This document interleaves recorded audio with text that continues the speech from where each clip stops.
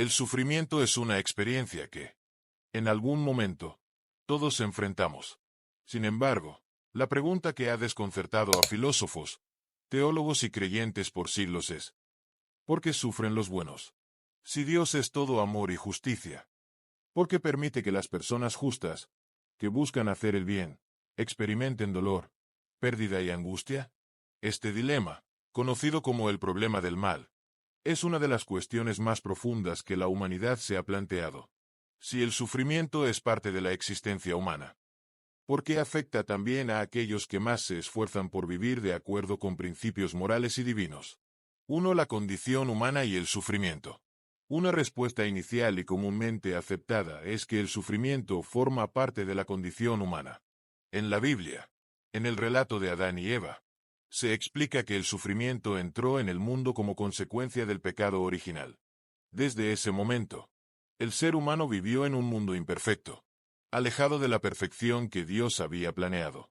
El sufrimiento, la muerte y el dolor son, en este contexto, un resultado natural de esa ruptura entre el ser humano y Dios.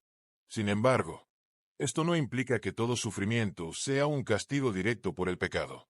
En muchas ocasiones, el sufrimiento no es consecuencia de acciones equivocadas, sino simplemente parte de vivir en un mundo imperfecto. En el Evangelio, Jesús mismo enfrenta el sufrimiento a pesar de no haber pecado. Su vida y su muerte son un ejemplo de cómo el sufrimiento no es un reflejo de culpa, sino algo que puede tener un propósito más grande, que va más allá de la comprensión humana. 2. La libre voluntad y sus consecuencias. Otra respuesta que se encuentra frecuentemente en las tradiciones religiosas es la idea de la libre voluntad. Dios otorgó a los seres humanos la capacidad de tomar decisiones y de elegir entre el bien y el mal. Esta libertad es una bendición, pero también implica una responsabilidad. Si bien los justos eligen vivir conforme a los principios divinos, no todos a su alrededor toman decisiones correctas. Las malas acciones de otros pueden tener consecuencias que afectan a personas inocentes. El sufrimiento de los justos, entonces, puede ser el resultado de las decisiones equivocadas que otras personas toman. El mal no es algo que Dios impone, sino que se origina cuando las personas abusan de su libertad para hacer el mal.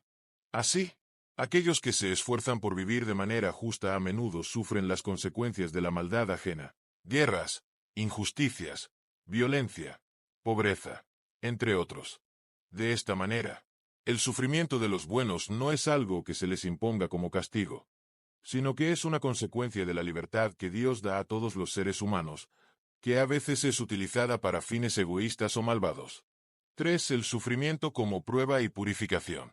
Para muchas tradiciones religiosas, el sufrimiento no solo tiene un papel negativo, sino que puede ser una oportunidad de crecimiento.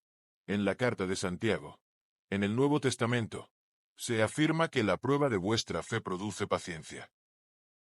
De acuerdo con esta visión, el sufrimiento puede servir para purificar el carácter y fortalecer la fe. En este sentido, las pruebas y tribulaciones no solo son inevitables, sino que pueden tener un propósito divino: ayudar a las personas a crecer espiritualmente. El sufrimiento de los justos, entonces, puede ser visto como un medio de purificación. Como el oro debe ser refinado en el fuego para eliminar sus impurezas, el sufrimiento puede ser visto como un proceso que purifica a los creyentes, ayudándoles a crecer en su fe, a ser más compasivos y a tener una comprensión más profunda de la vida y de Dios. La resistencia a las pruebas y el aprendizaje que se obtiene a través de ellas pueden ser fundamentales para desarrollar una vida espiritual más madura. 4. El ejemplo de Jesús y el sufrimiento redentor. En el cristianismo, el sufrimiento de Jesús es el ejemplo supremo de cómo el sufrimiento puede tener un propósito redentor. Jesús, quien vivió una vida perfecta y sin pecado, sufrió enormemente en la cruz. Sin embargo, ¿su sufrimiento no fue en vano? Fue el medio por el cual la humanidad fue redimida. Según la fe cristiana, su sacrificio fue necesario para salvar a la humanidad del pecado y ofrecer el perdón y la salvación.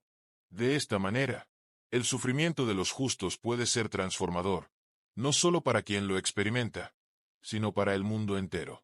Jesús, en su sufrimiento, mostró que incluso el dolor y la injusticia pueden ser utilizados por Dios para un bien mayor.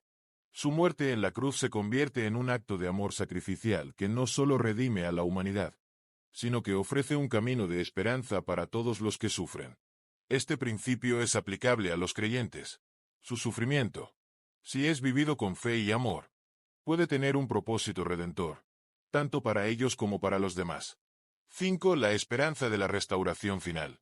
Una de las respuestas más consoladoras al sufrimiento es la promesa de una restauración final. En el cristianismo, la esperanza de la vida eterna y la resurrección final ofrece consuelo a aquellos que enfrentan el sufrimiento. En Apocalipsis 21, 4, se dice: Él enjugará toda lágrima de sus ojos, y ya no habrá muerte, ni llanto, ni clamor, ni dolor, porque las primeras cosas pasaron. Esta promesa de un futuro sin sufrimiento es fundamental para muchos creyentes, quienes ven el sufrimiento presente como temporal, mientras esperan una restauración completa de todas las cosas. El sufrimiento de los justos, entonces, no es algo sin sentido ni eterno. Aunque pueda ser doloroso en el momento, tiene la esperanza de ser redimido en un futuro en el que todo lo malo será erradicado. Esta esperanza de una nueva creación, libre de dolor y sufrimiento, da consuelo y fortaleza a los creyentes que atraviesan dificultades. Para ellos, el sufrimiento no es el fin de la historia, sino un capítulo temporal de una narrativa más grande y gloriosa que está por venir. 6. Conclusión. El misterio del sufrimiento. A pesar de las respuestas que la religión y la filosofía ofrecen, el sufrimiento de los justos sigue siendo un misterio que no siempre puede resolverse por completo. Sin embargo, el sufrimiento no debe ser visto como algo exclusivamente negativo. A través del sufrimiento, los justos pueden acercarse más a Dios, crecer en su fe y demostrar su amor por los demás. Además, la promesa de una restauración final ofrece esperanza y consuelo a aquellos que atraviesan el dolor. Aunque no comprendamos completamente el propósito de todo el sufrimiento, podemos confiar en que, de alguna manera, tiene un propósito divino, y que al final, todo será redimido. El sufrimiento de los justos, aunque incomprensible en muchos casos, es también una oportunidad para vivir con mayor compasión, para confiar más plenamente en Dios y para esperar con esperanza una restauración final. Como Jesús nos enseñó con su propia vida, el sufrimiento no es el fin, sino un medio por el cual el amor, la fe y la esperanza pueden prevalecer, transformando incluso el dolor en algo que tiene un propósito más grande.